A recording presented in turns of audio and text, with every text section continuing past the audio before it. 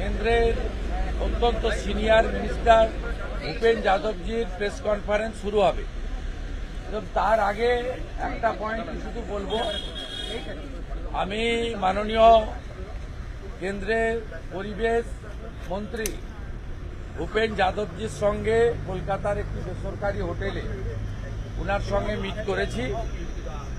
আমি উনাকে পশ্চিমবঙ্গে যেভাবে নদীগুলো থেকে বালি তোলা হচ্ছে, যেভাবে নদীগুলোকে অপরিকল্পিতভাবে খনন করা হচ্ছে, যেভাবে জাতীয় জলপথকে নষ্ট করা হচ্ছে, কোচবিহার জলপাইগুড়ি থেকে শুরু করে বর্ধমান, বীরভূম, বাঁকুড়া, হুগলি, পশ্চিম মেদিনীপুর সহ বিস্তীর্ণ এলাকায় যেভাবে পরিবেশগত ভারসাম্য নষ্ট করা হচ্ছে, দেদার বালি তুলে বিরাট দুর্নীতি সিন্ডিকেট চলছে এবং যে দুর্নীতি করছিলেন মিস্টার গান্ধী, তাকে আবার কালকে চোরেদের রানী মমতা ব্যানার্জি ফিরিয়ে এনেছেন ওই দপ্তরে।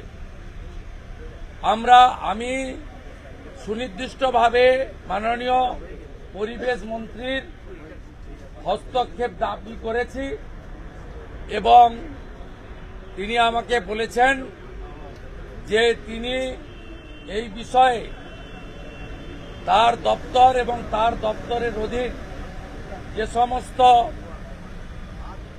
সংস্থা রয়েছে তাদের তিনি পাঠাবেন এবং সঠিক তদন্ত করবেন এবং এক্ষেত্রে ভারত সরকারের পরিবেশ দপ্তর, central pollution control board CPCB এবং এনজিটির যে গাইডলাইন আছে, কোথাও যদি ভাঙা হয়, আপনারা জানেন 2 মিটারের বেশি খনন করা যায় না, স্ট্যান্ডিং ডাইরেকশন আছে। এখানে লুট করছে, দামোদর নেই, অজয় নেই, কংসাবতী নেই, সুবর্ণরেখা নেই, কোন নদীর অস্তিত্ব নেই। ওদিকে তিস্তা, তোরসা, মহান থেকে শুরু করে তার সমস্ত কানেক্টিং যত আছে জলপাইগুড়ি সহ লুট চলছে, দেদার লুট। কিছুদিন আগে জলপাইগুড়ির মালে সাংবাদিকরা প্রকৃতি মায়ের উপরে অত্যাচার বাধা দিতে গিয়ে 6 জন সাংবাদিক আহত হয়ে হসপিটালে পর্যন্ত গেছেন, আপনারা জানেন। আমি সেই বিষয়টা বললাম, বাকিটা অ্যাসেম্বলির পরে বলব।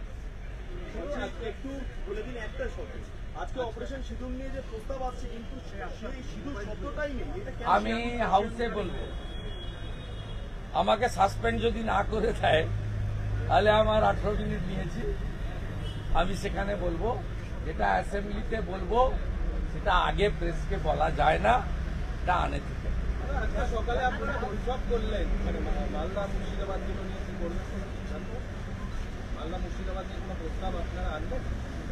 আমরা আজকের দিনটা নেশন ফার্স্ট, ভারতীয় জনতা পার্টি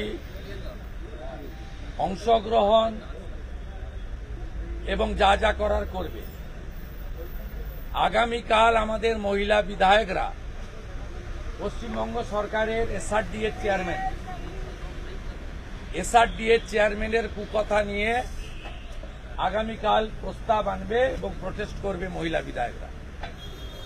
বৃহস্পতিবার আমরা ধুলিয়ান, শামশেরগঞ্জ, বোথাবাড়ি নিয়ে পুলিশ মন্ত্রীর বিবৃতি দাবি করব। সাথে সাথে আজকে কলিং অ্যাটেনশনে আমাদের চিফ হুইপ অপোজিশন গত 7ই মে রেজাল্ট বেরোনোর পরে অদ্যাবধি ফার্স্ট ইয়ারে অ্যাডমিশন শুরু হয়নি। মুসলমানদেরকে ওবিসি করবে বলে মমতা ব্যানার্জি এত লক্ষ লক্ষ ছাত্রছাত্রী, অভিভাবক, অভিভাবিকাদের পথে বসিয়েছেন, এটা কোনো বছর হয়নি। 7ই মে এইচএস এর রেজাল্ট, আজকে 10ই জুন, নোটিফিকেশন হয়নি। আমরা এই বিষয়ে আজকেও কলিং অ্যাটেনশন দেওয়া হয়েছে। সোমবার দিন আমাদের শিক্ষক বিধায়করা এটা নিয়ে জোরদার বিরোধ করবে, আমরা সাথে থাকবো।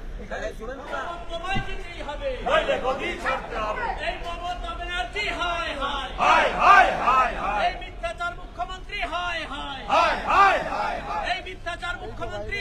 হায়, এই হিন্দু ওবিসিদের স্বার্থে বিজেপি পরিষদীয় দল লড়ছে, লড়বে। এই মুসলিম লীগের সরকার এই জিহাদিদের সরকার এই মুসলিম লীগের সরকার এই জিহাদিদের সরকার এই মিথ্যা স্টেটমেন্ট দিয়ে মুখ্যমন্ত্রী পালিয়ে গেলে কেন মুখ্যমন্ত্রী জবাব দাও। এই হাউসের মধ্যে মিথ্যা স্টেটমেন্ট দিয়ে মুখ্যমন্ত্রী পালিয়ে গেলে কেন মুখ্যমন্ত্রী জবাব দাও। এই জবাব তোমায় দিতেই হবে, এই জবাব তোমায় দিতেই হবে। এই মুসলিম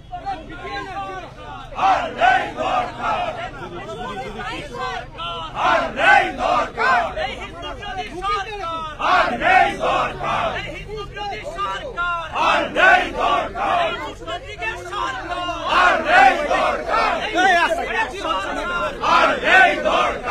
জিহাদিদের সরকার, এই জিহাদিদের সরকার, এই হিন্দু বিরোধী সরকার, এই হিন্দু বিরোধী সরকার। পিছনে এত জায়গা আপনারা জানেন চোরের মতো এসেছে, চোর মমতা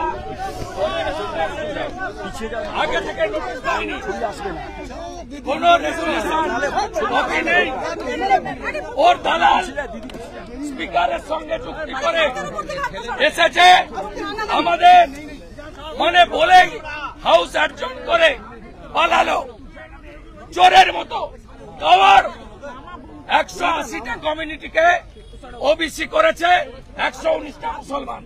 এ সরকার মুসলমানের সরকার, মুসলিম লীগের সরকার। এই সরকার মুখ্যমন্ত্রী যেভাবে হাইকোর্টকে মিথ্যা বলেছেন, কেস পেন্ডিং আছে, সুপ্রিম কোর্টে 15 জুলাই ডেট আছে। মিথ্যে স্টেটমেন্ট গুলো আমরা একটা কিছু বললে বলে সাবজুডিস। আজকে হাইকোর্ট সুপ্রিম কোর্ট পেন্ডিং থাকা অবস্থায় আগে থেকে নোটিশ না দিয়ে, কপি প্রত্যেকটা এমএলএ কে না দিয়ে, অপোজিশনকে 2 মিনিট বলার সুযোগ দেয়নি। চোরের মতো চোর মমতা, চাকরি চোর মমতা, বালি চোর মমতা, গরু চোর মমতা, হিন্দু ওবিসিদের অধিকার চুরি করা মমতা বক্তব্য রেখেছে। স্পিকার কয়েক সেকেন্ডের মধ্যে অ্যাডজন করে পালিয়েছে। আমরা ছাড়বো না, এখানে লড়াই হবে, আইনি লড়াই হবে, হিন্দু ওবিসি অধিকার রক্ষার লড়াই রাস্তাতেও হবে। শুভেন্দু, আজকে কোনো প্রস্তাবনাই ছিল? কেউ জানে না, কোনো নোটিশ নেই, বলেছে পাকারে পা ছুটে পালিয়েছে। 15 সেকেন্ড হাউস চোর মমতা হায় হায়।